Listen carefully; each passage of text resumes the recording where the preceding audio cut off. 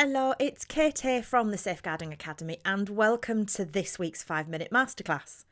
This week we're looking at something that's quite fundamental to court work. And what we're looking at is that wonderful concept of analysing. Now, in my role as a child protection solicitor, I read hundreds of statements from social workers, from experts, from people who are involved in the case generally. And one of the things that strikes me in most cases is that this concept of analysis is really either eluding or something that's really difficult for professionals to get their head around. It's actually a really crucial skill, and it is a skill. We can't cover everything in this 5-minute masterclass, but it is something that you have to learn. You have to develop this skill in order to present your evidence in the best way possible. So what do I mean by analysis? Well, analysis is your why. If we think of a social work evidence template statement, there is a section in that document that talks about your analysis of risk, your analysis of the impact of your proposals on each of the children, and your analysis of the parent's ability to parent. What I see a lot of the time is a repetition of the work that's been done. I see evidence being placed in those sections, such as a regurgitation of a parenting assessment, or maybe a regurgitation of an expert who's been instructed in the case, maybe an ISW, or maybe a psychologist who's been instructed in the case to provide an expert opinion to the court. That's not what needs to go in that section. When we're looking at analysis, it's your opportunity to tell the court why you are making the recommendation you are making.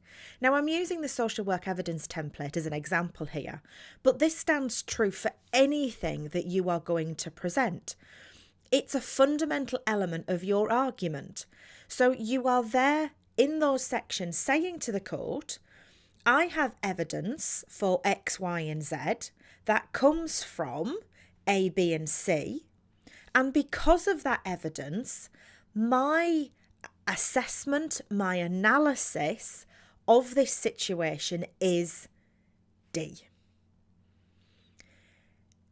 You're basically saying why you have reached the conclusion you have.